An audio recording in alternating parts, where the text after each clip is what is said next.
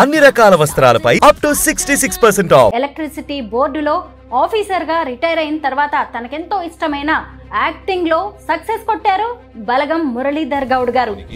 ఇన్నేళ్లకు already ఇంటికి వస్తే ఎట్లా మసులుకోవడం ఇంకా పోరని తెలిసినంత ఈ బేకారుగా నాకు తెలియదు. ఇట్లా మర్యాద లేని వాళ్ళ ఇంట్లో ఉంటే నా ఇజ్జత్ కూడా పోతుంది. తెలంగాణ యాస భాష అన్ని కనిపిస్తూ ఉన్నాయి. చాలా బాగుంది. మొత్తానికి మోతెవరి లవ్ స్టోరీ టీజర్ కూడా చూడడానికి. తెలంగాణలో పక్కా పల్లెటూర్లలో ఏ విధంగా మాట్లాడుకుంటారో అదాన్ని మేము అక్కడ ప్రస్ఫుటంగా మేము చెప్పగలిగాం. హైదరాబాద్లో 5 గుంటల బిత్తుకంత జాగ కోసం గత్తర లేపి బ్రీఫ్ గా మాకు ఆ వెబ్ సిరీస్ స్టోరీ చెప్పండి. నేను బొంగుల సత్తయ్యని, వాడు బొంగుల నరసింగ్ యాదవ్, మాది బొంగుల వంశం. ఆ బొంగుల వంశం తీయాలి అనకండి. కొంత బలగంకి ఏమైనా కనెక్ట్ అయినట్టుగా కనిపిస్తుంటుందా? బలగం గురించి మాట్లాడుకోకుండా ఉండడం అనేది కుదరని పని. అది అంత హార్ట్ టచింగ్, సెన్సేషనల్. కాబట్టి బలగం ఎప్పుడు బలగమే. అది సంక్రాంతికి వస్తున్నాం సినిమాలో మీ మనవడు బుల్రాజు మీరు అద్భుతమైన కామెడీ పండించారు. బుల్రాజును మళ్ళీ కలిసారా? నేను ఫస్ట్ రోజు చూడగానే వీడు తేడా ఉన్నాను అనుకున్నాను. ఏట్రా పిన్నొచ్చింది పిన్న నీ ఎక్స్ గర్ల్ ఫ్రెండ్. రిలీజ్ అయిన తర్వాత కూడా అక్కడక్కడ కనిపించాడు. ఒకసారి మాత్రం ఒక యాడ్ ఫిల్మ్ లో కలిసి చేశాము. రిటైర్ అయిన తర్వాత చాలా మంది ఆ రిటైర్మెంట్ డబ్బులతో హాయిగా ఫ్రీ టైంలో ఎంజాయ్ చేద్దాం అనుకుంటారు. కానీ మీకు ఎక్కడో లోపల మిగిలిపోయింది, నేను సాధించాల్సింది ఉంది అని. నాకు ఇప్పటికీ ఉంది మేడం. ఇంకా నా గమ్యం ఇంకా ఉంది. నాకు అవకాశం దేవుడు ఇవ్వాలి, నాకు ఆ శక్తిని ఇవ్వాలి అనేది ఉన్నది. నాకు చిరస్థాయిగా నిలిచిపోయేటువంటి బాధ.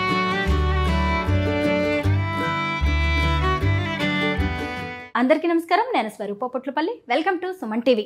సాధారణంగా ఎవరైనా రిటైర్ అయిన తర్వాత కృష్ణారామ అంటూ రెస్ట్ తీసుకోవాలనుకుంటారు. కానీ ఎలక్ట్రిసిటీ బోర్డులో ఆఫీసర్గా రిటైర్ అయిన తర్వాత తనకెంతో ఇష్టమైన యాక్టింగ్లో సక్సెస్ కొట్టారు బలగం మురళీధర్ గౌడ్ గారు. అసలు ఆయన పేరు చెప్పగానే మనకి బలగం సినిమా గుర్తొస్తుంది, సంక్రాంతికి వస్తున్నాం గుర్తొస్తుంది. ఇప్పుడు ఆ లిస్ట్లో మోతెవరి లవ్ స్టోరీ అనే వెబ్ సిరీస్ యాడ్ అయింది. ప్రస్తుతం నాతో పాటు ఉన్నారు మురళి గారు. ఆయనతో మాట్లాడి ఆయన సక్సెస్ఫుల్ జర్నీతో పాటు ఇన్స్పైరింగ్ ప్రయాణం గురించి అనేక విషయాలు తెలుసుకుందాం. నమస్తే మురళి గారు. నమస్కారం అండి. మోతెవరి లవ్ స్టోరీతో మళ్ళీ ఇంకొక విజయాన్ని అందుకున్నారు. ఎవరి నోట విన్నా కూడా ఈ వెబ్ సిరీస్ గురించే వినిపిస్తుంది. ఈ స్టోరీని చూడని వాళ్ళకి ఇంట్రెస్ట్ కలిగించేలాగా బ్రీఫ్గా చెప్పండి. అలాగే అందులో మీ పాత్ర ఏంటి? చాలా సంతోషంగా ఉంది. మోతెవరి లవ్ స్టోరీ మేము అనుకున్నాము సినిమా వెబ్ సిరీస్ హిట్ అవుతుందని మాకు ముందు నుంచి మంచి కాన్ఫిడెన్స్ ఉంది. అలాగే రిపోర్ట్స్ కూడా అలాగే వస్తున్నాయి. అంటే ఈ మోతెవరి లవ్ స్టోరీ అనే వెబ్ సిరీస్లో నాకు క్యారెక్టర్ రావడానికి పూర్వము అనిల్ గీలా ఈ మై విలేజ్ షో చేస్తుంటారు కదా వాళ్ళు, గంగవ్వ, అంజిమామ వాళ్ళ టీం ఉంది ఒకటి. ఈ అనిల్ గీలా అనే అబ్బాయి ఒక సినిమాలో నేను అతను ఒకే ఇంట్లో నేను యజమాని ఆయన పని మనిషిగా చేస్తున్నాం. ఆ సినిమా పేరు సంతాన ప్రాప్తి చేస్తే అది బహుశా అక్టోబర్లో రిలీజ్ అవుతుంది అనుకుంటాను. సెప్టెంబర్ అక్టోబర్లో రిలీజ్ అవ్వచ్చు. దాంట్లో అతను పనిచేస్తున్న సందర్భంగా నేను అతన్ని గుర్తుపట్టలేదు యాక్చువల్గా. అనిల్ గీలా అంటే అప్పటికే అతను పాపులర్ యూట్యూబర్ అట, నాకు తెలియదు. ఒక 2 days వెళ్ళిన తర్వాత నేను మేనేజర్ని అడిగాను, ఎవరబ్బాయి అబ్బాయి అని చెప్పేసి అడిగితే అదేంటి సార్ మీకు తెలియదు అవుతాను అనిల్ గీలా అని, మంచి యూట్యూబరు, పాపులర్ యూట్యూబరు అదంటే అప్పుడు పరిచయం చేసుకుని తర్వాత కొంచెం సాన్నిధ్యం పెరిగింది మా ఇద్దరి మధ్య. ఒక 10-15 రోజులు కలిసి పనిచేసాం మేము. అతను పని మనిషి క్యారెక్టర్, నేను ఆ ఇంటి యజమాని క్యారెక్టర్. దాంట్లో నేను హీరోయిన్ ఫాదర్ని. కానీ ఒక షూటింగ్ డే రోజున సార్ నాకు వచ్చిన ఫేవర్ చేయాలి మీరు అని అడిగాడు. ఆయన ఏముంటుంది ఆయనకు ఫేవర్ అనుకుని సరే చెప్పు అనిల్ ఏమిటి అని చెప్పేసి అంటే, సార్ మేము చిన్న ప్రయాణం మొదలైంది సార్ మాది. మేము ఎక్కడో మారుమూల పల్లెటూరు. అట్టట మేము కొంతమందిని కలిసి పోగైపోయి మేము ఒక టీం లాగా ఏర్పడ్డాము. వెబ్ సిరీస్ స్టార్ట్ చేసుకున్నాం. యూట్యూబ్ స్టార్ట్ చేసినాం సార్. మాకు మంచి పాపులారిటీ వచ్చింది.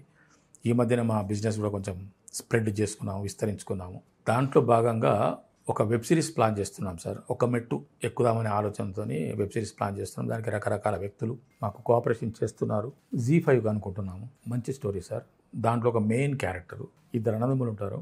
దాంట్లో మెయిన్ క్యారెక్టర్ అన్న క్యారెక్టర్కి మిమ్మల్ని అనుకుంటున్నాము. మీరు దయచేసి ఆ క్యారెక్టర్ చేయాలి సార్ అన్నాడు ఆయన. అంటే చేద్దాము, తప్పకుండా చేద్దాము అనిల్, నో ప్రాబ్లం అన్నాను. ఆ విధంగా నేను ఇచ్చిన ప్రామిస్ ప్రకారంగా ఆయనకి ఆ తర్వాత వాళ్ళు ఆ సినిమా అయిపోయేలోపే, ఆ సినిమా షూటింగ్ అయిపోయేలోపే ప్లాన్ చేసుకున్నారు. వాళ్ళు ఏకంగా షూటింగ్ మొదలు పెడుతున్నాం సార్, ఇది క్యారెక్టర్ ఇట్లా అని చెప్పేసి ఓకే అని చెప్పాను. ఆ విధంగా నాకు దాంట్లో 2 అన్నదమ్ముల్లో అన్న క్యారెక్టర్ నాకు వచ్చింది. నా తమ్ముడు క్యారెక్టర్ ఎప్పుడైతే ఆర్ఎస్ నందా వేశాడో అతన్ని రాగ సదానందన్ ఏదో అంటుంటారు, సదన్న అంటారు.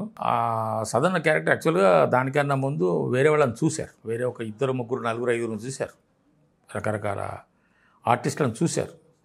అయితే సినిమాల్లో కానీ, వెబ్ సిరీస్లో కానీ, నాటకాల్లో కానీ, సీరియల్స్లో కానీ ఒక క్యారెక్టర్ ఒక ఆర్టిస్ట్ వేయాలి అని అంటే అది అతనికి ప్రాప్తం ఉంటే, ఆ పాత్ర అతనికి రాసిపెట్టి ఉంటేనే అది జరుగుతుంది. మనం ఏదో సినిమాలో అన్నట్టు ఎన్నేనో అనుకున్నామని జరగవు కదా అన్నట్టుగా అట్లా అది తిరిగి ఆర్ఎస్ దాకా వచ్చింది క్యారెక్టర్. అది నా తమ్ముడి క్యారెక్టర్ అతను వేసాడు.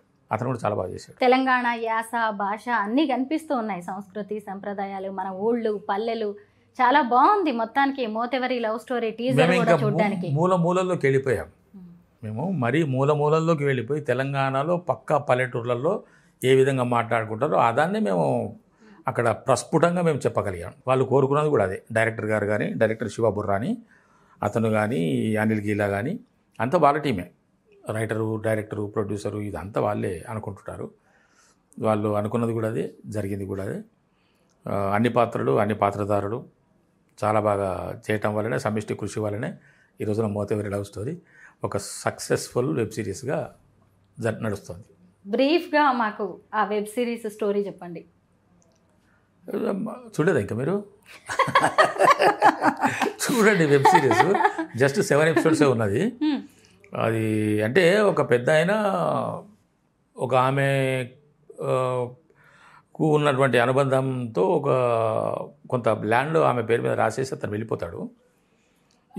అతనికి 2 కొడుకులు, నేను నా తమ్ముడు వాడు సదానంద. మేమిద్దరము ఊర్లో అంటే మా ఫాదరే మోతెవరి లవ్ స్టోరీ. అంటే మా ఫాదర్ది అది. చనిపోయిన మా నాన్నగారి పరశురాములని, బొంగుల పరశురాములని పేరు వినరా? బొంగుల పరశురాములు. నేను బొంగుల సత్తయ్య అని, వాడు బొంగుల నరసింగ్ యాదవ్. మాది బొంగుల వంశం.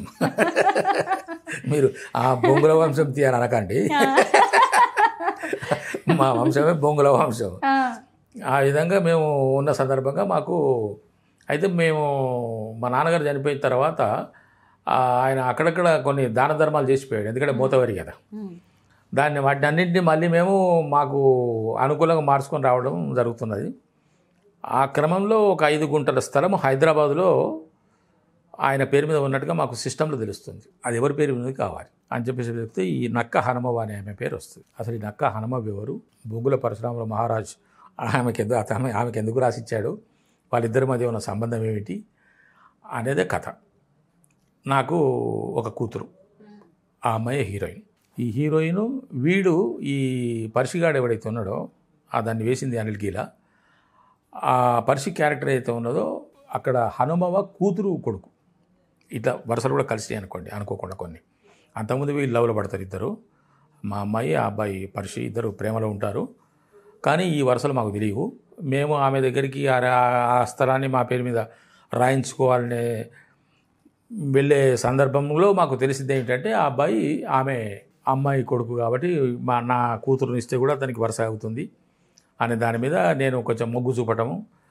ఆ మొగ్గు చూపటంలో మా తమ్ముడు నాకు కొంచెము నా వ్యవహారం తేడాగా అనిపించి ఆయన కొంచెం బాధపడటము, కొంచెం మా ఇద్దరి మధ్య భేదాభిప్రాయాలు రావటము, ఆయన నా నుంచి కొంచెం దూరంగా అవడము, మా ఇంట్లో ఏ శుభకార్యం జరిగినా అతను హాజరు కాకపోవడము. ఆ తర్వాత వీడు వెళ్ళిన ఏదైతే స్థలం హైదరాబాద్లోనో మేము అనుకున్నంత బంగారు భూమి ఏం కాదు అది. అదొక చెరువు, ఒక గుంట అన్న సంగతి మాకు తెలిసి బిత్తరపోవటము. ఆ తర్వాత మలుపులు తిరిగి అది మళ్ళీ ఒక అద్భుతమైనటువంటి స్థలంగా రూపొంది చెందడము, మేము అమ్మాయిని అబ్బాయికి ఇచ్చి పెళ్లి చేయడము. మధ్యలో మా మేనల్లుడు కూడా వస్తాడు. మా చెల్లెలు ఉంటుంది ఒక ఆమె. మా చెల్లెలు వచ్చేసి అన్న నా కొడుకు నీ కూతురుని ఇవ్వమని చెప్పేసి ఆమె అడగటము. సరే అని చెప్పేసి నేను దాన్ని ఒప్పుకున్నట్టు చేయడము, ఇవన్నీ రకరకాల మెలికలు తిరిగి కథ మలుపులు తిరిగి చివరికి కథ సుఖాంతం అవుతుంది. మోతెవరి లవ్ స్టోరీ అనేది కామెడీ అలాగే డ్రామా ఉంటుంది, ఫ్యామిలీ రిలేషన్స్ ఉన్నాయి, పంతాలు పట్టింపులు కూడా కనిపిస్తూ ఉన్నాయి. కొంత బలగంకి ఏమైనా కనెక్ట్ అయినట్టుగా కనిపిస్తుంటుంది. లేదండి, దాని దారి వేరు దీని దారి వేరు. బలగమే, మోతెవరి దానికి సంబంధమే లేదు. అంటే అక్కడ కూడా సిస్టర్ సెంటిమెంట్, ఇక్కడ ఒక సిస్టర్ సెంటిమెంట్, అసలు సాయబే లేదు, అటువంటి పొలికే లేదు అసలు మీరు అంటుంటే ఇప్పుడు నాకు అవునా అదేందో అనుకుంటున్నా కానీ అసలు బలగానికి ఇది. కాకపోతే మేము కాస్టింగ్ అది ఉన్నాము. ఇప్పుడు బలగంలో చేసిన ఒక ఇద్దరు ముగ్గురు ఆర్టిస్టులు మేము దాంట్లో పనిచేసాం కాబట్టి బహుశా ఆ వాసన కనుక దానికి అనిపించిందేమో కానీ అది అటువంటిది ఏం లేదు. అది వేరు ఇది వేరు. టీజర్లో పెద్ద అయిన డైలాగ్ సూపర్, అసలు చచ్చి నీ కడుపున పుడతా అంటే ఎంత హ్యూమరిక్గా ఉంది అసలు ఆ సెంటెన్స్. అక్కడే అర్థమైపోతుంది ఎంత న్యాచురల్గా తీశారు అని. మొత్తానికి ఈ వెబ్ సిరీస్లో ఉన్న వాళ్ళందరూ కూడా న్యాచురల్ స్టార్స్, మీకు ఎవరికి కూడా నటించాల్సిన అవసరం లేనట్టుంది, చాలా ఈజీగా చేసేసినట్టున్నారు ఈ క్యారెక్టర్స్ కూడా. అంటే వాళ్ళందరూ యూట్యూబర్స్, దాంట్లో చాలా వరకు ఈ అనిల్ గీలా వీళ్ళు యూట్యూబ్ రన్ చేస్తున్నారు కదా, వాళ్ళతో ఇప్పుడు ఆర్ఎస్ నందా కూడా యూట్యూబరే. దాంట్లో కొంతమంది దాదాపుగా నా 5-6 ఆర్టిస్టులు యూట్యూబర్సే. ఆడామగ తేడా లేకుండా అందరూ ఇప్పుడు యూట్యూబ్లో నడుపుతున్నారు కాబట్టి కొంతమంది లేడీస్ కూడా దాంట్లో యూట్యూబర్స్ ఉన్నారు. వివిధ పాత్రలకు వచ్చినారు వాళ్ళు కూడా యూట్యూబర్స్ అని. అడిగాను కూడా, ఎవరు వీళ్ళు కొత్త కనపడుతున్నారు, ఎప్పుడు లేదు, మరి బాగానే చేస్తున్నారు వీళ్ళంటే. వీళ్ళంతా యూట్యూబర్ సార్, ఈ ఏరియాలో అంత పాపులర్ వీళ్ళు అంతా, మనకు తెలియదు వాళ్ళు. ఇప్పుడు కరీంనగర్ ఏరియాకి ఆ సిద్దిపేట దగ్గర చేసాము ఈ సినిమా. ఈ వెబ్ సిరీస్ సిద్దిపేట దగ్గర బద్దిపడ కానీ, సిద్ధన్నపేట, బద్దిపడగా, ఇంకో ఊరు ఏదో ఉన్నది, ఈ 3-4 గ్రామాల్లో ఆ లొకేషన్స్ అన్నమాట. ఆ ఏరియాలో వాళ్ళు యూట్యూబ్లో నడుపుకుంటున్నారు లోకల్లో, మనకు తెలియదు. కానీ అక్కడ ఆ ఏరియాలో, లోకల్ ఏరియాలో వాళ్ళు బాగా పాపులర్. బలగంలో ఇంటి అల్లుడుగా అసలు పంతాలు పట్టింపులతో ఎంత చక్కగా చేశారు. ఆ నల్లిబొక్క పంచాయతీ ఎప్పుడైనా మీ జీవితంలో ఎదురైందా? అది నల్లిబొక్క పంచాయతీ కాదండి. అక్కడ చాలా మంది అట్టే అనుకుంటారు నల్లిబొక్క అని, కానీ విషయం నల్లిబొక్క కాదు. ఆ స్థానంలో ఇంకేది ఉన్నా అంటే కొన్ని సంఘటనలు జరుగుతాయి. మరి ఇళ్లలో ఖచ్చితంగా ఇప్పుడు బలగం రిలీజ్ అయ్యి 3 సంవత్సరాలు అయినా కూడా ఇంకా ఇప్పుడు మనం బలగం గురించి మాట్లాడుకుంటున్నాము. ఇంకా 30 సంవత్సరాలైనా బలగం గురించి మాట్లాడుకుంటాం. బలగం గురించి మాట్లాడుకోకుండా ఉండడం అనేది కుదరని పని. అది అంత హార్ట్ టచింగు, అంత సెన్సేషనల్ అది. కాబట్టి బలగం ఎప్పుడు బలగమే. అది బలగంకు తిరుగులేదు. బలగం సినిమా నా భూతో నా భవిష్యత్తు. ఇది ఎవరు అన్నా ఎవరు అనుకోకపోయినా నా మాట ఏంటంటే, ఇంతకుముందు లేదు, అటువంటి సినిమా ఇక ముందు రాదు. నోటెడ్ అండి. ఇది ఎవరు ఒప్పుకున్నా ఒప్పుకోకపోయినా నా మనసు చెప్తున్నది, ఇంతకుముందు అటువంటి సినిమా లేదు, ఇక ముందు అటువంటి సినిమా రాదు. మళ్ళీ ఎల్లమ్మ తీస్తున్నారు కదా వేణుగారు, ఏమన్నా మళ్ళీ మీకు అవకాశం వచ్చిందా? నాకు ఐడియా లేదండి ఎల్లమ్మ గారు. నాకు ఐడియా లేదు. ఎల్లమ్మ తీయటం ఖాయము. ఎల్లమ్మకు ఆయన వేణుగారు సిద్ధమవుతున్నారు. అంటే వేణుగారి, మా తమ్ముడు వేణుగారి యొక్క సిస్టమ్ ఎలా ఉంటుందంటే, పాత్రధారిని చూడడు అతను, పాత్రను చూస్తాడు. ఆయన సక్సెస్ కారణం అదే అని నేను అనుకుంటాను. ఇవన్నీ నేను చెప్పేటివన్నీ నా ఒపీనియన్సే, కేవలం నా అభిప్రాయము, నా మనసులోని మాటలు. అవి అందరికీ నచ్చాలని లేదు కదా. విమర్శించే వాళ్ళు ఎప్పుడూ ఉంటారు. చెప్పడానికి వచ్చాడా అని అనుకునే వాళ్ళు ఉంటారు, కరెక్ట్గా చెప్పాడు కదా అని అనుకునే వాళ్ళు ఉంటారు. వాళ్ళు ఉన్నారు, వీళ్ళు ఉన్నారు. అయితే వేణు అలాంటి దర్శకులే ఇంకొకరు ఉన్నారు. నేను పేరు చెప్పాను, ఎందుకంటే పేరు చెప్పడం భావ్యం కాదు కాబట్టి. ఉత్తమోత్తమ దర్శకుడు. ఆయన తీసిన ఏ సినిమా ఫెయిల్ కాలేదు. కారణం ఇదే. మీరు నా పక్కనే ఉన్నా కూడా, అంటే నేను ఆ డైరెక్టర్ని నేనైతే, మీరు నా పక్కన ఉన్నా కూడా, మీరు నాకు ఎంత కావాల్సిన వాళ్ళే అయినా కూడా, ఆ పాత్రకు మీరు సూటు కాకపోతే మీకు క్వశ్చన్ లేదు, మీరు మళ్ళీ తీసుకునే సమస్య లేదు. మీరు నాకు పరిచయం లేకపోయినా, మీ ఫోటో నా దగ్గరికి వస్తేనో, లేక మిమ్మల్ని నేను ఎక్కడైనా చూస్తేనో, నా పాత్రకు మీరు కనెక్ట్ అవుతున్నారంటే, మీరు పాతాళంలో ఉన్నా పట్టుకొచ్చుకుంటాం. అది కావాలి, అది కావాలి దర్శకుడికి. ఎస్, అది కావాలి. ఇప్పుడు వేణుగారు వెళ్తున్న సిస్టంలో ఏమిటంటే, ఆయన పాత్రధారిని ఎప్పుడు చూడడు. ఆయన పాత్రను చూస్తాడు, ఆ పాత్రకు ఎవరైతే సరిపోతారు. పాత్రధారి కోసం పాత్ర సృష్టిస్తాడని నేను అనుకోను. ఆయన ఒక పాత్రను క్రియేట్ చేసుకుంటాడు, ఈ పాత్రకి ఎవరు సూట్ అవుతారు. అదే ఆయన సక్సెస్. బలగంలో జరిగింది అదే. ఎంతోమందిని ఆడిషన్ చేశాడు. ఒకానొక దశలో ఒక దగ్గర ఫిక్స్ అయిపోయాడు. ఒక క్యారెక్టర్కి ఒకతను ఫిక్స్ అయిపోయాడు. ఆయనకు షూటింగ్ డేట్ దగ్గరికి వస్తుంది. ఆర్టిస్ట్ ఏమో దొరకట్లేదు ఆ క్యారెక్టర్కి, అది మెయిన్ క్యారెక్టరు. చివరికి ఎట్టకేలకు ఆయన కాంప్రమైజ్ అయ్యి తప్పని పరిస్థితిలో ఒక అతను పెట్టుకున్నాడు. కానీ మనస్ఫూర్తిగా అతనికి లేదు. లక్కీగా ఆయన అదృష్టం బాగుంది, ఒక పర్ఫెక్ట్ ఆర్టిస్ట్ దొరికాడు. దానికి ఈ అంతకుముందు ఉన్న అతన్ని కాదనుకొని అతన్ని తీసుకున్నాడు. అట్లా ఉంటుందన్నమాట. బలగంలో తెలంగాణ యాసలో ఎంత చక్కగా అదరగొట్టారో, మళ్ళీ సంక్రాంతికి వస్తున్న సినిమాకి వచ్చేసరికి మళ్ళీ మిమ్మల్ని మీరు ఎలా మార్చుకున్నారు? అసలు ఆ గోదావరి స్లాంగ్ని వంట పట్టించుకోవడం, అంత అందంగా మాట్లాడడం సాధ్యమయ్యే పని కాదు. ఎప్పటికీ గుర్తుండిపోయే క్యారెక్టర్. దాంట్లో అవకాశం ఎలా వచ్చింది? ఎందుకంటే తెలంగాణ యాసలో ఇంత చక్కగా మాట్లాడిన మిమ్మల్ని మళ్ళీ ఆ పాత్రకు తీసుకోవడం అంటే కూడా మీరు న్యాయం చేస్తారని ఎంత నమ్మకం ఉంటే సాధ్యమవుతుంది? అయితే ఇప్పటి పరిస్థితుల్లో, స్టాండర్డ్స్ లేని పరిస్థితుల్లో అవగాహన రాహిత్యం ఉన్నటువంటి పరిస్థితుల్లో, క్రమశిక్షణ లేని పరిస్థితుల్లో, బాధ్యత లేని పరిస్థితుల్లో చాలామంది వ్యవహరిస్తున్న ఇప్పుడు కొన్ని విషయాలు చెప్పటం వల్ల వక్రీకరించే అవకాశాలు ఎక్కువ ఉంటాయి. నా భావనని, నా మనసులోని మాటని. బలగం సినిమాలో ఇప్పుడు మీరన్న విధంగా చేసిన, సంక్రాంతికి వస్తున్నాం అనే సినిమాలో మీరన్న గొప్పగా చేసిన దానికి కారకులు నన్ను నమ్మిన వాళ్ళు, నాకు ఒక అద్భుతమైనటువంటి అవకాశాన్ని ఇచ్చిన వాళ్ళు. వాళ్ళ నమ్మకాన్ని నేను నిలబెట్టాను. వాళ్ళు నమ్మారు. ఒకానొక సందర్భంలో వద్దు అనుకుంటే కూడా వాళ్ళ నమ్మకం ఉండని అని చెప్పేసి అనటం వల్లనే నేను బలగంలో కానీ సంక్రాంతికి వస్తున్నాలో కానీ ఉన్నాను. దానికి కారణం ఎవరైతే నాకు ప్రాణం పోయాలని అనుకున్నారో వాళ్ళే. అందుకే వాళ్ళకు నేను సర్వదా కృతజ్ఞుడు. పేర్లు చెప్పకూడదు మేడం, ఎందుకంటే నా మనసులో ఉన్నది అది. వాళ్ళకు కూడా తెలుసు నేను ఎవరు చెప్తున్నాను. అర్థమైతే మీకు కూడా అర్థమై ఉంటుంది. అంటే కొన్ని పాత్రలు కొంతమంది దేవుడు వరం ఇస్తాడు మేడం, అందరికి ఇస్తాడు వరం. దేవుడు ప్రత్యక్షమై వరం ఇవ్వడు, మనిషి రూపంలో వచ్చి వరం ఇస్తాడు. ఇప్పుడు బలగం సినిమా నాకు ఒక వరం అంటే ఒక వ్యక్తి ద్వారా నాకు ఆ బలగంలో అవకాశం వచ్చింది. సంక్రాంతికి వస్తున్నాంలో నాకు ఒక వరం దొరికింది అని అంటే ఒక వ్యక్తి వల్ల నాకు ఆ వరం వచ్చేది. వాళ్ళే దైవం కదా. లేకపోతే ఆఫ్టర్ ఆల్ ఒక మురళీధర్ ఎక్కడ ఉన్న ఒక మురళీధర్ గౌడే కావాలని పట్టుబట్టడానికి కారణం ఏమిటి? వాళ్ళకు నాకున్న సంబంధం ఏమిటి? వాళ్ళకు నాకు ఉన్నటువంటి అనుబంధం ఏమిటి? వాళ్ళకు నాకు ఉన్నటువంటి పరిచయం ఏమిటి? Zero madam. నన్ను నమ్మారు. అంటే ఒక దర్శకుడు ఒక వ్యక్తిని అనుకుంటే, ఇప్పుడు కొంతమంది కొన్ని సినిమాలు తీస్తున్నాం మేడం. ఇప్పుడు నేను కూడా కొన్ని సినిమాలు చేస్తున్నాను. కొన్ని సినిమాలు పోతున్నాయి, నేను వదులుకోవట్లేదండి. కొన్ని సినిమాలు నేను వదులుకోవట్లేదు. నేను ఈ సినిమాని ఎప్పుడు వదులుకోను మేడం. నేను ఇది కెమెరా ముందు కూడా చెప్తున్నాను. నాకు వచ్చిన ఆఫర్ నేను ఎప్పుడు వదులుకోను. రకరకాల కారణాల చేత వేరే వాళ్ళు దానికి లోబడి లేదా దానికి వాళ్ళు తప్పనిసరి పరిస్థితుల్లో నన్ను కాకుండా వేరే వాళ్ళు తీసుకుంటున్నారు అనుకుందాం. ఫర్ ఎగ్జాంపుల్ ఇప్పుడు ఒక సినిమాకు నన్ను అడిగారు, డెఫినెట్గా చేస్తాను సార్ అని చెప్తాను. నేను మళ్ళీ చెప్తున్నాను, నేను ఏ సినిమా వదులుకోను. నాకు వచ్చిన సినిమా ఏదైనా నేను వదులుకోను.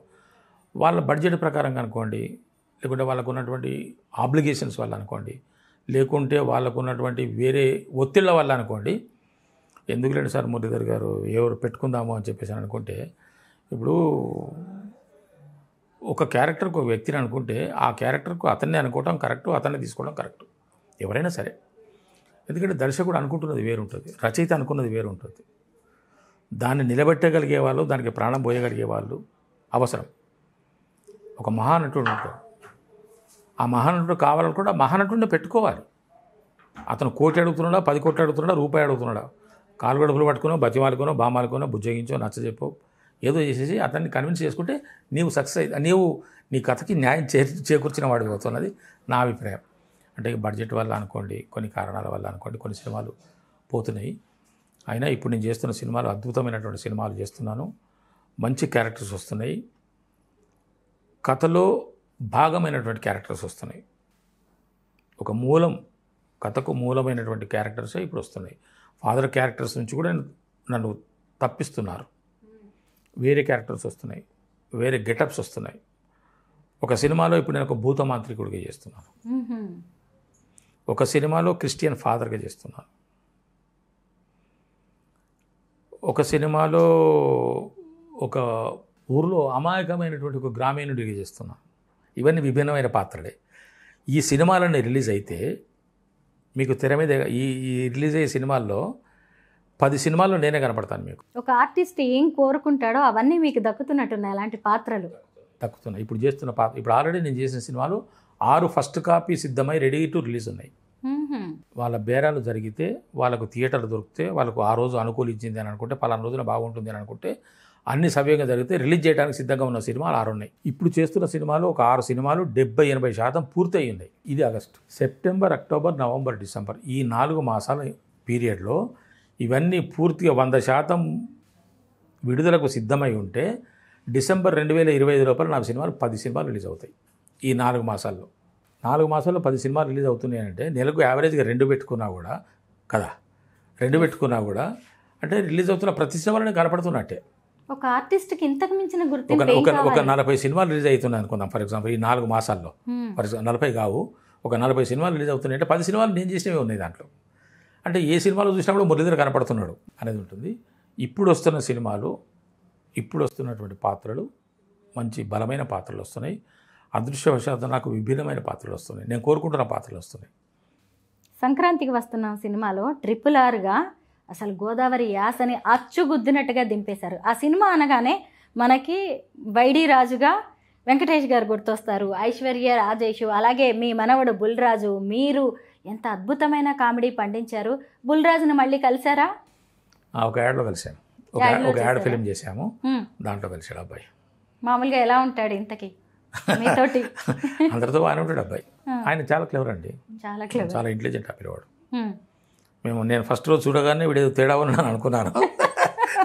ఆఫీస్కి వెళ్ళినప్పుడు కనిపించాడు, కొంచెం విభిన్నంగా ఉన్నాడు ఈ అబ్బాయి అని అనుకున్నాను.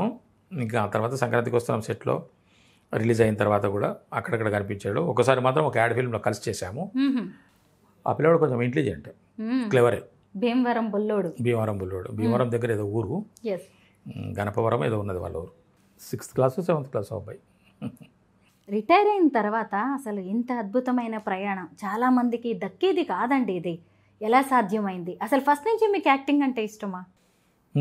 అంటే ఇది నటరాజు కృప మేడం, అమ్మవారి అనుగ్రహం, ఆ సరస్వతి మాత ఆశీర్వాదం, నా తల్లిదండ్రుల దీవెన, నాకు విద్య నేర్పిన గురువులు, వీళ్ళందరి ఆశీర్వాదాలతోనే అన్నీ సమకూరుతాయి.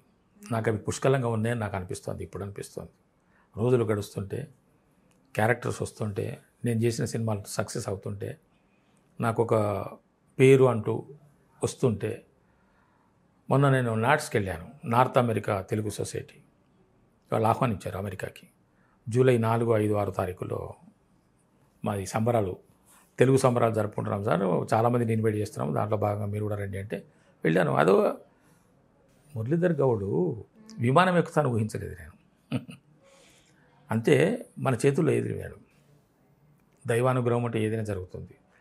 నేనేదో చేస్తున్నానని కాదు, దైవం నడిపిస్తోంది, నేను నడుస్తున్నాను అనేటువంటి భావనలో నేనున్నాను. కాబట్టి అంతే పవిత్రంగా ఉంటాను అనుకుంటున్నాను, అంతే అంకిత భావంతో పనిచేయాలని అనుకుంటున్నాను, అంతే శ్రమ పడాలనుకుంటున్నాను, ఇంకా చాలా సాధించాలని అనుకుంటున్నాను, ఇంకా ప్రముఖమైనటువంటి ప్రఖ్యాతమైనటువంటి అద్భుతమైనటువంటి పాత్రలు పోషించాలని. పాత్రలు కూడా ప్రముఖ పాత్రలు ఉంటాయి, ప్రత్యేక పాత్రలు ఉంటాయి, అద్భుతమైనటువంటి పాత్రలు ఉంటాయి, వాటిని పోషించాలన్నది నా కోరిక.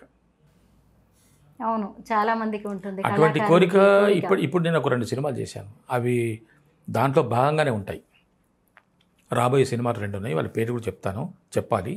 ఎందుకంటే నాకు ఒక నటుడిగా నేను అనుకుంటున్న రీతిలో వస్తున్న పాత్రలకు అవి ఒక ఉదాహరణ. కాగితం అనే సినిమా ఒకటి, దానికి డైరెక్టర్ ప్రొడ్యూసర్ వీరాంజనేయులు గారని తీశారు. 30 తిప్పలు పడుతున్నాడు దాన్ని రిలీజ్ చేయడం కోసం. ఫస్ట్ కాపీ రెడీ అయింది, తిప్పలు పడుతున్నాడు. మా అదృష్టం బాగుంటే, ఆయన అదృష్టం బాగుంటే ఆ సినిమా బయటకు వస్తే ఆ సినిమా నాకు ఒక నా నటనకి అరే కాగితం సినిమాలు బాగా చేశారండి అని అనుకునే అవకాశం ఉంటుంది. అలాగే ఇంకోటి వెంకటరామయ్య గారి తాలూకా అని ఒక సినిమా చేశాను, అందులో కూడా మంచి పాత్ర. ఫుల్ లెంత్ రోల్ అంటే ఉదాహరణకి ఒక సినిమాలో 70 సీన్లు ఉంటాయి అనుకుంటే ఒక సినిమాలో నేను 50 సీన్లలో ఉంటాను. సినిమా మొత్తం నేనే. ఈ 2 సినిమాలకు ఒక చిన్న పోలిక ఉన్నదండి, అనుకోకుండా నేను వచ్చిన పోలిక ఏంటంటే, కాగితం సినిమాలో టైటిల్స్ పడతాయో పడయో నాకు తెలియదు, కానీ సినిమా మొదలైందంటే నేనే వస్తాను ఫస్ట్. నా ఎంట్రీ నాదే, నా మీదనే షాట్, నేనే కనపడతాను స్క్రీన్ మీద. సినిమా ఎండింగ్లో నా మీదనే సెండింగ్, నా మీదనే క్లోజ్. శుభం పడుతుందో ఏం పడుతుందో కానీ నా మీద క్లోజ్. వెంకటరామయ్య గారి తాలూకా కూడా అంతే. ఏరువాక ఇది అమలాపురం దగ్గర పెదమల్లాం అనే ఒక ఊరిలో, అనకాపల్లి దగ్గర పెదమల్లాం అని చెప్పేసి ఒక ఊరు ఉంది. ఆ ఊరిలో షూట్ చేసింది ఈ సినిమా, ఆ చుట్టుపక్కల పరిసర ప్రాంతాల్లో. సినిమా ఓపెనింగే ఏరువాక పూజ. ఆ పూజలో నేను పాల్గొంటున్న సన్నివేశంతో సినిమా స్టార్ట్ అవుతుంది. నా చితి మీద సినిమా ఎండ్ అవుతుంది, నా చితి మంట మీద. స్టార్టింగ్ మీరే ఉంటారు, ఎండింగ్ మీరే. ఆ మంటలు ఇలాగ వెళ్తుంటే దాని మీద శుభం వస్తుంది అనమాట. అది కెమెరా అలాగా ఆకాశంలోకి వెళ్తుంది. అలాగా ఈ 2 సినిమాలు నాకు చాలా బాగా తృప్తి ఇచ్చిన సినిమాలు. అసలు మీరు యాక్ట్ చేస్తున్న సినిమాల పేర్లు కూడా చాలా డిఫరెంట్గా ఉన్నాయి, ఇన్నోవేటివ్గా ఉన్నాయి. ఆ కథ కూడా అలాగే ఉండొచ్చేమో. ఉంది వెరైటీ కథలే. మొదటి నుంచి చూసినప్పుడు కూడా మీదంతా కూడా అలాగే కనిపిస్తూ ఉంది. కాలం కలిసి వచ్చి అన్నీ వస్తాయి మేడం, కలిసి రావాలి. సక్సెస్ వచ్చినప్పుడు మనం అందరి గురించి మాట్లాడుకుంటాం, కానీ ఆ కష్టాలు, కన్నీళ్లు, అవమానాల గురించి కూడా అప్పుడప్పుడు మనం గుర్తు చేసుకోవాలి. మరి ఇండస్ట్రీలో మీరు ఎప్పుడైనా ఎలాంటి ఎదురు దెబ్బలనైనా ఎదుర్కొన్నారా? అవి ఎదురు దెబ్బలు అనడానికి లేదు, అనకూడదు. అది అప్పుడు అనిపిస్తుంది మనకు, ఇంత అవమానమా, ఇంత దారుణమా, ఇంత అవసరమా? అవసరమే. ఇప్పుడు బిర్యానీ తినాలని నువ్వు అనుకుంటే, నీకు నటుడు అంటే బిచ్చగాడు మేడం. నా దృష్టిలో నటుడు అంటే బిచ్చగాడే. పాత్రల కోసం వెతుకునే బిచ్చగాడు. మంచి పాత్ర అంటే మంచి భోజనం కోసం వెతుకునే బిచ్చగాడు. ఇప్పుడు పచ్చడి మెతుకులేస్తే తింటాడు, మంచి ఒక పప్పు భోజనం పెట్టి తింటాడు, ఒక మంచి మాంసాహార భోజనం పెట్టి తింటాడు. కానీ నాకు ఇదే కావాలని కోరుకోవడం అనేది జరుగుతుందేమో కానీ అతనికి రాకపోవచ్చు అటు నుంచి. అలాగా నటుడికి కూడా విభిన్నమైన, ఏ నటుడు పర్ఫెక్షన్ ఉన్న నటుడు, పర్ఫెక్ట్ నటుడు విభిన్నమైన పాత్రలు పోషించాలని, పాత్రలకే అంకితమైపోవాలని, పాత్రే నా జీవితం అని అనుకునేవాడే కళాకారుడు. ఆషామాషిగా టైంపాస్కు చేయటం వేరు, కానీ నిజమైన కళాకారుడు ఏం కోరుకుంటాడంటే పాత్ర. అందుకే మరి వెనకట వాళ్ళు చేసినవన్నీ వాళ్ళు ఏమి ఆస్తిపాస్తులు సంపాదించలేదు, పాత్రలు సంపాదించుకున్నారు, పేరు సంపాదించుకున్నారు. కొంతమంది పేర్లు వింటుంటే మనము అలా. ఇప్పుడు ఎస్వి రంగారావు గారిని మనము తలుచుకుంటే ఒకసారి ఎంత అద్భుతమైనటువంటి ఎస్వి రంగారావు గారు, ఆయన పాత్ర పోషణ ఎలా ఉంటుంది, ఆయన మైథాలజికల్ వేయనివ్వండి, హిస్టారికల్ వేయనివ్వండి, ఫోక్ వేయనివ్వండి, సోషల్ వేయనివ్వండి, ఏ భాషది ఏ దాన్ని ఏమంటారంటే ఇది ఏది తీసుకున్నా కూడా సినిమా పౌరాణికమైన, చారిత్రాత్మకమైన, జానపదమైన, సాంఘికమైన కూడా ఏ తరహా సినిమా తీసుకున్నా కూడా పెట్టింది పేరు. అసలు రంగారావు గారు ఈ సినిమాలో బాగా పనిచేయలేదని చెప్పడానికి లేదు. అంత అద్భుతమైన గుమ్మడి గారు, ఇటువంటి పెద్ద పెద్ద వాళ్ళ పేర్లు చెప్పాలి, చాలా వందల మంది ఉన్నారు మేడం అటువంటి వాళ్ళు. అటువంటి బలమైన సంకల్పం ఉండాలి మనకు. నాకు ఆ కోరిక ఉంది. క్వాంటిటీ గురించి నేను చెప్పట్లేదు, ఎన్ని సినిమాలు చేశాము, ఎంత సంపాదించాము, ఏమి ఇస్తున్నారో అన్నది కాదు.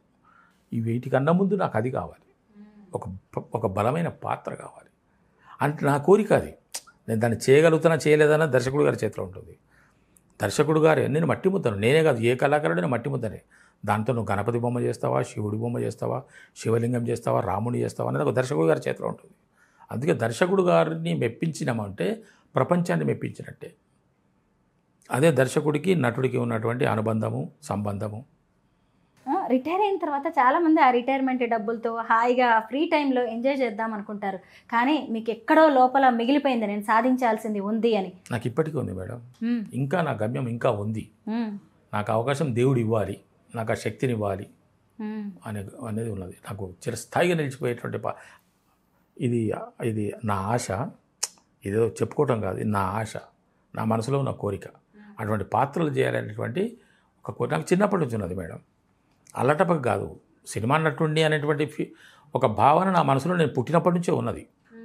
నటన ఎప్పుడు నేర్చుకున్నారు, నటన ఎక్కడ నేర్చుకున్నారు అనే దానికి మీరు ప్రశ్న వేయలేదు, కానీ ఆ ప్రశ్న మీరు కనుక వేస్తే నా సమాధానం ఏమిటంటే నేను పుట్టుకతోనే నటుండి అనేటువంటి భావన నాలో ఉన్నది అది. అసలు మీ క్యారెక్టర్స్ చూస్తే మాకు అర్థమవుతుంది, అందుకే నేను ఆ ప్రశ్న అడగలేదు. ఎందుకంటే మీరు చాలా న్యాచురల్గా అసలు నటించడం కాదు, జీవిస్తూ ఉంటారు అంతే. ఒకటి చెప్పారా, ఆ క్యారెక్టర్లోకి పరకాయ ప్రవేశం చేస్తూ ఉంటారు. ఇప్పుడు పెద్ద పెద్ద దర్శకుల దగ్గర చేస్తున్నాను మేడం, నోటెడ్ దర్శకుల దగ్గర చేస్తున్నాను. అటువంటిప్పుడు ఆ సందర్భంలో కూడా, ఆ సన్నివేశంలో కూడా సీన్ పేపర్ నాకు ఇస్తే సీన్ పేపర్ చూసుకుని డైలాగులు చెప్పేసేసుకొని అదేమిటో వాళ్ళకి మాడ్యులేషన్ ఏమిటి సార్ అని ఒకసారి అడిగి, ఆ తర్వాత నేను చేస్తుంటే ఓకే సార్ ఇది బాగుంది అని అంటున్నారు. హ్యాపీ అది కాదు సార్, అది కాదండి, ఈ సిచ్యువేషన్ వేరు, అది కాదయ్యా ఇలాగ చెయ్యి అని చెప్పేసి అని అంటలేదు, ఓకే అంటున్నారు. కారణం తెలియదు అంటే వాళ్ళని సాటిస్ఫై చేయగలుగుతానే కదా, నా కోసం ఏం కాంప్రమైజ్ అయ్యారు కదా, మీరు ఏం చేస్తే అదే ఓకే అని అనడానికి అనరు కదా. కాబట్టి అలా చేస్తున్నారు కాబట్టి నాకు ఇంకా కాన్ఫిడెన్స్ పెరుగుతున్నది నా లోపల. నాకు చిన్నప్పటి నుంచి అదే మేడం. అందుకే నాకు ఈ గుమ్మడి గారి పేరు, రంగారావు గారి పేరు, నాగయ్య గారి పేరు, తీసుకుంటే నేను చిన్నప్పుడు చూసిన సినిమాల్లో వాళ్ళు వేసిన పాత్రలు నన్ను బాగా బలంగా నాలుపల ముద్ర పడిపోయినాయి. అటువంటి క్యారెక్టర్ చేయాలి, అంత పర్ఫార్మెన్స్ చేయాలి. అసలు కొన్ని సినిమాలు చూస్తుంటే అసలు వీళ్ళు నటరాజులా అనిపిస్తుంది. ఎస్వి రంగారావు గారు కానీ, గుమ్మడి గారు కానీ, నాగయ్య గారు కానీ ఎంత అప్పటి రోజుల్లో ఇంకా ఇప్పుడున్నంత ఈజీ కూడా లేదు అప్పుడు. ఇప్పుడు చాలా టెక్నికల్గా ఎంతో డెవలప్మెంట్ జరిగి మనకు కొన్ని ఇప్పుడు డబ్బింగ్ చెప్పాలనుకుంటే మనం ఎక్కడ కూర్చొని డబ్బింగ్ చెప్పుకున్నా కూడా దాన్ని సింక్ చేస్తున్నారు. కానీ అప్పట్లో కాదు కదా మేడం. నేను విన్నది ఏమిటంటే ఒక సీన్లో నలుగురు ఉన్నారంటే నలుగురు కలిసి ఒకటేసారి డబ్బింగ్ చెప్పటం ఎంత కష్టం అది కదా. అట్లా బలమైనటువంటి పాత్రలు వేయాలనేటువంటి కోరిక ఉన్నది. మురళి గారు, ఈ ఇంటర్వ్యూ మొదలైనప్పటి నుంచి నేను చూస్తూ ఉన్నా, నాకు అలాంటి క్యారెక్టర్ చేయాలని ఉంది, ఈ క్యారెక్టర్ చేయాలని ఉంది, జనం గుర్తుపెట్టుకునే క్యారెక్టర్ చేయాలని ఉంది అంటున్నారే తప్ప ఆ స్టార్ హీరో సినిమాలో నటించాలి, ఈ స్టార్ హీరో సినిమాలో కనిపించాలి అనేది మాత్రం నాకు కనిపించలేదు. ఎంతకీ మీరు పాత్రని ప్రేమిస్తున్నారు, సినిమాని ప్రేమిస్తున్నారు. నిజంగా పెద్ద హీరోల సినిమాల్లో నటించాలని లేదా? ఎందుకున్నది మేడం, ఉంటుంది. కానీ అవకాశాలు రావాలి కదా. అవకాశాలు అది చెప్పినా కదా మేడం. పాత్ర వేయాలి అంటే దానికి మనకు అది మనకు ప్రాప్తం ఉంటేనే ఆ పాత్ర వస్తుంది. చిరంజీవి గారి సినిమాలో, అంటే మీరు అన్నారు కాబట్టి చెప్తున్నాను, చిరంజీవి గారి సినిమాలో 2 సార్లు నాకు అవకాశం వచ్చింది. 2 సార్లు అవకాశం వస్తే ఆ 2 సినిమాల కోసం నేను ఇంకొక 4 సినిమాలు పోగొట్టుకున్నాను. అయ్యో, ఇది అవసరమైతే ఉంచండి, లేకపోతే కట్ చేయండి. మీరు అడిగారు కాబట్టి చెప్తున్నాను. మరి చిరంజీవి గారిని ఉటంకించారు ఎందుకు అంటే దానికి నా దగ్గర జవాబు ఉండదు. కానీ వాస్తవం, దానికి వివరణ కూడా ఇచ్చుకున్నాను నేను. దానికి వేరే రకాలు చెప్పారు. ఈ సందర్భంగా ఇంకో విషయం కూడా చెప్తున్నా, ఇది మీరు బాగా జ్ఞాపకం చేశారు. దానికోసం కాకపోయినా దీనికోసం అని చెప్పాలి. నేను అవైలబుల్ లేను అని చెప్పేసి వెళ్ళిపోయిన సందర్భాలు అవి. కానీ ఆయన కోసమే, ఆ సినిమా కోసమే నేను 3 సార్లు 3 షెడ్యూళ్ళు నాకు 3 సార్లు డేట్లు ఇస్తే 3 సార్లు ఆ డేట్లను సరిపెట్టుకొని వేరే సినిమాలు వదిలేసుకున్నా. చివరికి ఈ సినిమాలో నాకు అవకాశం రాలేదు. ఒక పెద్ద ఆయనను నేను ఒకానొక సందర్భంలో అనుకోకుండా కలవాల్సి వచ్చింది. అక్కడ నాకు అనుమానం వచ్చింది.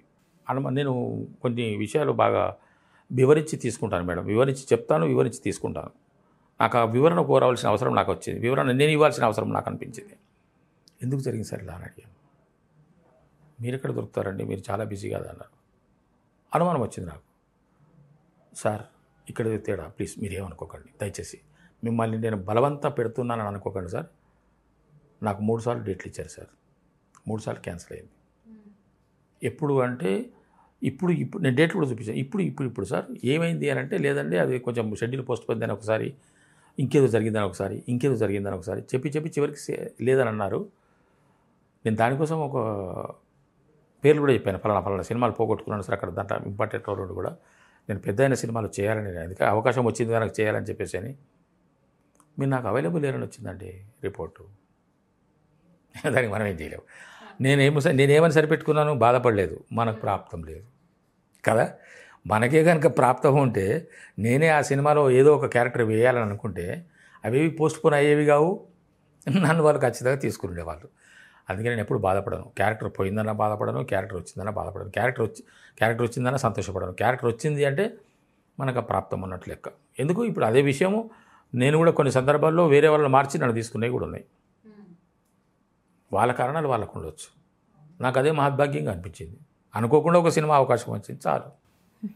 నటించాలి, అద్భుతమైన క్యారెక్టర్స్ వెయ్యాలి, జనం గుర్తుపెట్టుకునేలా మనం ఉండాలి అనేది ఆ ఫైర్ మాత్రం మీలో బాగా కనిపిస్తోంది. సంకల్ప బలం గట్టిగా ఉంటే రగులుతోంది తెలుస్తోంది. సంకల్ప బలం గట్టిగా ఉంటే పంచభూతాలు కూడా ఏకమై మనకి సపోర్ట్ చేస్తాయంటారు. మేడం, మిమ్మల్ని అడ్డుపడుతున్నాను. దానికి కారణం ఏంటంటే నాలో ఆ శక్తి ఉంది అని నాకు అనిపిస్తుంది, నాలో ఆ బలం ఉంది అని నాకు అనిపిస్తుంది. నేను చేయగలను అనేటువంటి నమ్మకం నాలో దాన్ని ఎప్పటికప్పుడు రెచ్చగొడుతుంది. మనం చెయ్యాలి, మంచి పాత్ర చేయాలి. పాత్ర ఏదైనా కానివ్వండి, కొన్ని చిన్న పాత్రలే అద్భుతంగా రాణిస్తాయి. సినిమా అంతా మనం కనపడాలని లేదండి. సినిమా అంతా మనం కనపడాలని ఫుల్ లెంత్ రోల్ చేయాలని చెప్పేసి సినిమా మొత్తమే అది కాదు మన ఉద్దేశం. చేసిన పాత్ర ఆహా ఏం చేశాడయ్యా అది కావాలి మనం. అది ఆ ప్రశంస కావాలి మనకి. మొన్న ఒక ఆయన ఫోన్ చేశారు, సార్ అంటే ఈ మధ్య కొంతమంది ఇప్పుడు మనం ఏమి అనుకోం మేడం, అంతా మీరే అనుకుంటారు. అంటే మీరేంటే నన్ను అడిగే వాళ్ళే అనుకుంటారు. నేను అనుకునేది ఏమడు.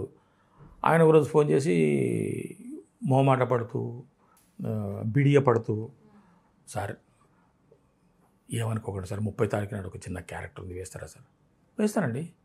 అది కాదు సార్, జస్ట్ 1 డేనే, just 1 scene, no problem sir, నాకు అది లేదు అంటే. ఆయన ఏమనుకుంటే చిన్న క్యారెక్టర్ వేస్తాడా, 1 డే క్యారెక్టర్ వేస్తాడా అని చెప్పేసి, అది కాదు కదా.